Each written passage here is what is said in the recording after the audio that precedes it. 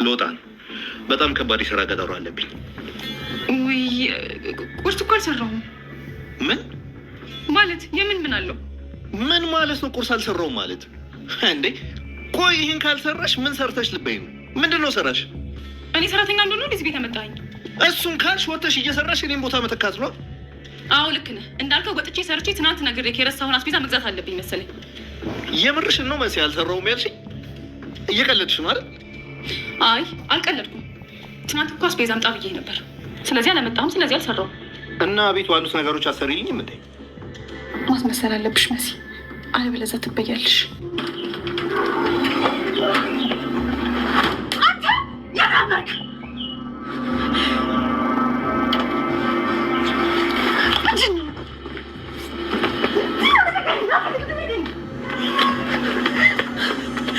ምን እያደረግሽ ነው? ቆይ አንተ ምን ባለጌ ሰው ነህ? ቆይ ልትደረግ ወይስ ልናገር?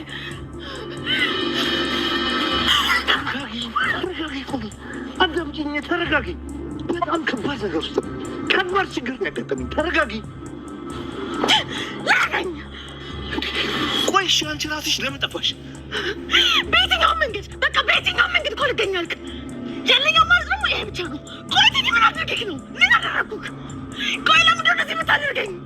ይኸውልሽ ፍቅር፣ ገና ብዙ ማብራራልሽ ነገሮች አሉ። አሁን ግን ከዚህ መሄድ አለብን። እባክሽ እባክሽ። ለምን ለምን? እኔ በጣም ብዙ የምጠይቅህ ጥያቄዎች አሉ እና እዚሁ ነው የምትመልስም። እዚሁ እሺ፣ እባክሽ ግን አሁን ከዚህ አካባቢ እንሂድ። ይኸውልሽ ሁሉንም ጥያቄዎችሽን እመልስልሻለሁ። እባክሽ አሁን ግን ከዚህ አካባቢ እንሂድ። ነይ ሆቴል እንሂድና እናውራ። አይሆንም፣ የትም አልሄድም። እቤት እንገባና እንነጋገራለን። ፍቅር አትከራከሪኝ። አሁን ግን ነይ እንሂድ፣ ነይ እንሂድ። ልቀቀኝ! አይቻልም፣ አልፈልግም። ልቀቀኝ! ቆይ ቤት ምን አስቀምጠህ ነው? ለምንድን ነው እርግብ የፈለከው? ልማት ያስቀምጥከው ምን ታዲያ? ምን እየሆንክ ነው? እባክሽ ዝም በይ፣ አትከራከሪኝ እባክሽ። እከራከርሃለሁ፣ በደንብ ነው የምከራከርህ። ቆይ ምን አይነት ሰው ነህ? እንደዛ ሸተም እንደተስመሳይ ሰው ነበርክ እንዴ? ገና መች አወራሁሽ? እባክሽ ላስረዳሽና ይዛኔ ተውቅሽኛለሽ። እባክሽ እሺ እና እንሂድ። ግን እያንዳንዱ ነው ታወጣታለሽ ቴዲ። እኔ ግን አንተን አድርገኝ፣ መጨረሻ በእኔ እጅ ነው የሚሆነው። እያንዳንዱ ነው ታወጣታለህ። እሺ እሺ እሺ፣ እባክሽ አሁን ግን ዝም በይ። በጣም ነው ያቃጠልከኝ። እያንዳንዱ ነገር ለማወቅ ነው ቀጣይ እዚህ ድረስ የመጣሁት።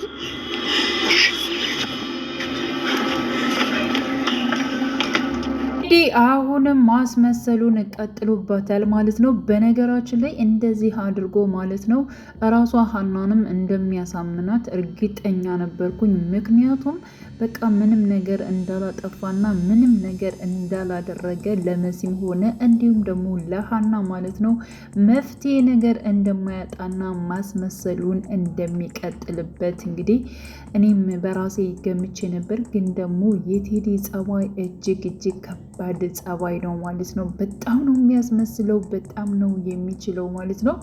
እና አሁን ላይ መሲ ያደረገችው ወይንም ደግሞ የተጓዘችበት እርምጃ ደግሞ እጅጉን በጣም የሚያስደምመው ነው ማለት ነው። ምክንያቱም በቃ በዚህ ልክ እሱን መሲ ማጣራት መቻል አለባት። ስለዚህ አሁን ላይ ምንም ነገር እንዳላወቀችና ምንም ነገር እንዳልሰማሽ ሆኖ እያንዳንዱን ነገር ማለት ነው ቴዲን ለመከታተል ቴዲ ማን ነው? ቴዲ ምንድን ነው የሚሰራው? ምንድን ነው የሚያደርገው?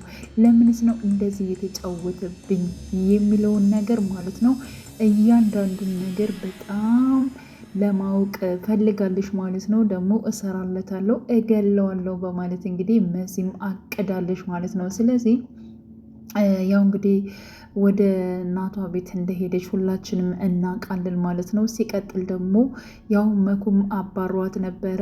ሲያባራት ቀጥታ የሄደችው ወደ ቴዲ ነው ማለት ነው። ምክንያቱም እንግዲህ ሊዛንና ሀናን ካየች በኋላ በቃ የነሱን መጨረሻ ተከታትላ እንዲሁም ደግሞ ቴዲ ከቀጠራቸው ቦታም ሄዳ ነበር መሲ ማለት ነው።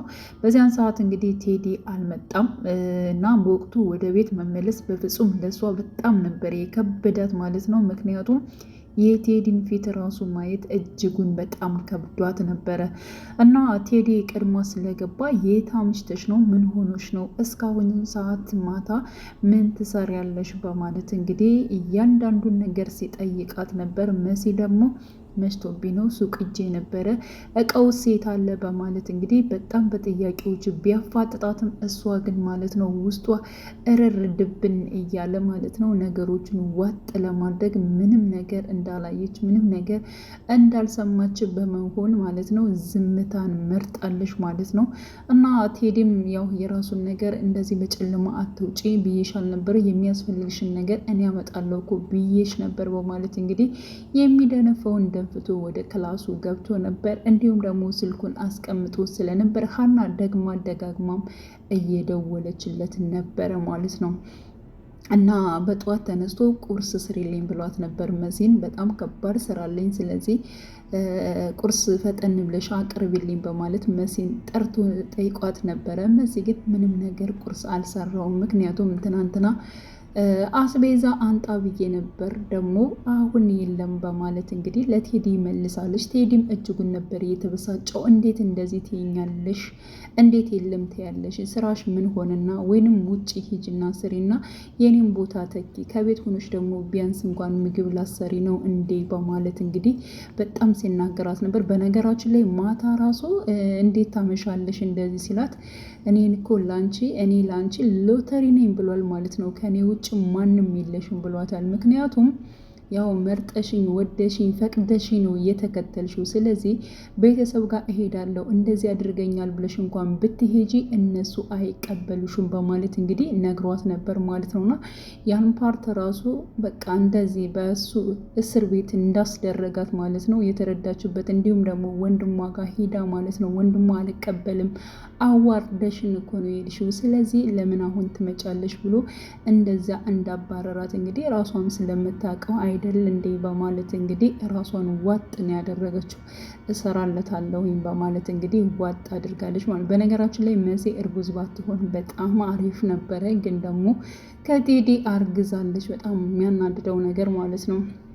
እና ምግብ ምንም ነገር እንደሌለ ነው፣ ግን ደግሞ ማስመሰል አለብሽ በማለት እንግዲህ ውስጧን ካሳመነች በኋላ ቴዲዬ ለአንተ እኮ የሚመጥን ምግብ አይደለም፣ ዝም ብሎ ምግብ ነው ያለው እና ያንን ነገር ደግሞ መስራት አልፈለኩም። በቃ ዛሬ ውጭ ደስ የሚልህን ምግብ ገዝተህ ብላ፣ ሌላ ጊዜ በቃ አስቤዛ ስታመጣ በደንብ እሰራልሃለሁ በማለት እንግዲህ ጠጋ ብላ ማለት ነው በፍቅር ቅርብ ብለዋለች። እሺ ችግር የለውም በማለት እሱ ደግሞ ተቀብሏል ማለት ነው።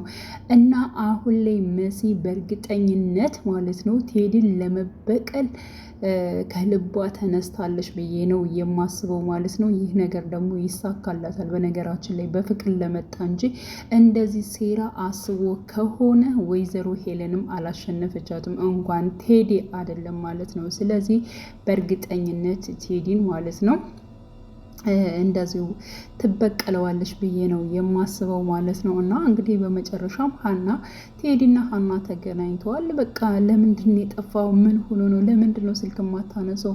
ምንድን ነው እያለች እንግዲህ እሷን በጣም እየለፈለፈች እየጮኸችበት በጥፊ ያጭሉ። በነገራችን ላይ የምር ይወዳታል ይመስለኛል። ከእሷ ጋር ትክክለኛ ፍቅር ይመስለኛል ያለው ከሀና ጋር ማለት ነው። እንግዲህ መሲና ሊዛን ሲፈልጋቸው የነበሩ እነሱን ለመጫወት ወይንም ደግሞ ለመበቀል ነው። ግን ደግሞ የእሱ ትክክለኛ ፍቅረኛው ሀና ትመስለኛለች ማለት ነው። እና በዚህ መልኩ መሲ ወይንም ደግሞ በሊዛ ያለውን ነገር ሀና እንድታቅ አይፈልግም ማለት ነው ቴዲ ማለት ነው ይመስለኛል እንግዲህ ሳስበው ማለት ነው። እና በጣም ስትመተው ነበረ፣ በጣም ስትጮህ ነበረ። ያን ሁሉ ሲሆን እጁን አልሰነዘረባትም ከማፈንና ምንም ነገር እንዳትጮህ በቃ ከማረጋጋት ውጭ ሌላ የከፋ ነገር ማለት ነው ሀና ላይ አድርጎ አላየሁትም። እንግዲህ ከዚህ በፊት ያው እንግዲህ መሲ ስትጮህበት እንኳን ጉሮሮዋን እንቅ አድርጎ ሊገላት እንደነበር ሁላችንም ያየነው ጉዳይ ነው ማለት ነው። ስለዚህ የኔ ፍቅር እባክሽን ወደ ሆቴል ሂደን ረጋ ብለን የተፈጠረውን ነገሮች በሙሉ አስረዳሻለሁ። ምንድን ነው የሆንሽው? በቃ ተረጋጊ በማለት እንግዲህ ያው ሀናን አረጋግቶ ቀጥታ ወደ ሆቴል አመርተዋል ማለት ነው። ስለዚህ እሱ ማስመሰሉን ስለቀጠለበት እንደምንም ብሎ ሌላ ነገሮችን ብሎ ማለት ነው አሁንም እሱ ምንም ነገር እንዳላደረገ ንጹህ እንደሆነ እንዲሁም ደግሞ በስራ በጣም ቢዚ እንደሆነ ነገሮቹ በሙሉ ማለት ነው እንዳልተመቸው አድርጎ ለሀና ያስረዳታል። ሀናም ጓደኝነቷን ያው ትቀጥላለች ማለት ነው። እና ሌላው እንግዲህ ኤልሹና አዶኒ ናቸው ማለት ነው። ያው ቤሎን አናግሮት ነበር አዶኒ ማለት ነው። ይህንና ያንተ መግባባት የስራ ጉዳይ እንዳለ ሆኖ ግን ደግሞ እህቴን አስቀይማታል መሰለኝ አዶኒ ለምንድን ነው በማለት እንግዲህ አዶኒን ጠይቆት ነበረ። እንደሚመስለኝ እህቴ በጣም ትወዳለች፣ ታፈቅራለች፣ ግን ደግሞ ይሄ ነገር የማይሆን ነገር ነው በማለት እንግዲህ ቤሎን ለአዶኒ ነግሮት ነበረ። ለምንድን ነው የማይሆነው በማለት እንግዲህ አዶኒም ተናግሮ ነበር። ማለቴ በቃ ሌላ ነገር በፍጹም ሊሆን አይችልም፣ ምክንያቱም እሷ ገና ሕፃን ነች የሚል መልስ ነበር የሰጠው አይደል ብሎ ያው እንግዲህ አዶኒ ማለት ነው ሰምቶ ዝም ብሏል። ግን ደግሞ ነገሮችን ማለት ነው ለማረጋጋት ወይንም ደግሞ አሁን ላይ ማለት ነው ኤልሹ ትምህርቷን በደንብ እንድትማር እሱም የሆነ ነገር ማድረግ እንዳለበት ካሰበ በኋላ ቀጥታ ወደ ኤልሹ ክላስ ነበር የሄደው ማለት ነው። ኤልሹን እንግዲህ አውርቷታል። ያወሩት ምንድን ነው እኔ ዝም ብዬ ነበር እየቀረብኩሽ፣ ስለዚህ ከልቤ አልወድሽም፣ አላፈቅርሽም፣ እኔ አንቺን የማይሽ እንደ እህቴ ነው የማይሽ በማለት እንግዲህ አዶኒ ለኤልሹ ተናግሯታል ማለት ነው። ኤልሹ በጣም ነበር የደነገጠችው። እንዴት ነው ማስመሰል የቻልክበት? እንዴት እንደዚህ ትጫወትብኛለህ? እኔ እኮ ወዳለሁ፣ አፈቅራለሁ፣ ፈልጋለሁ። መጀመሪያውን እኮ አንተ አይደለም የፈለከኝ። እኔ በጣም ወዳለሁ፣ አፈቅርሃለሁ፣ እኔ ፈልግሃለሁ በማለት እንግዲህ ብትጠይቀውም እሱ ግን በፍጹም እኔ በዚህ መልኩ አላሰብኩም፣ በቃ አጥፍቻለሁ፣ ይቅርታ አድርግልኝ። ከዛ ውጭ ግን አንቺን የማይሽ በወንድምና በእህትነት እንጂ በፍቅር በኩል በምንም አይነት መልኩ አስቤሽ አላቅም በማለት እንግዲህ ያው ለኤልሹ ነግሯታል። ኤልሹ እጅጉን በጣም ተናዳለች፣ ተበሳጭታለች። ውጣልኝ ብላ ነበር እንግዲህ ወዲያውን ያባረረችው። ስለምትወደው ስለምታፈቅረው እሷ በጣም ትወደዋለች፣ ታፈቅረዋለች። ያው እንግዲህ አዶኒ ትኩረትም አድርጎባት አያቅም ማለት ነው። ለሆነ ሰዓት እንግዲህ ለጥቅሙ ብሎ ወይንም ደግሞ አንዳንድ ነገሮችን ከስልኳ ላይ የእናቷን መረጃን ለማግኘት ብሎ ቀርቧት ነበረ። በዚያም ምክንያት ለተፈጠረው ነገር ነው።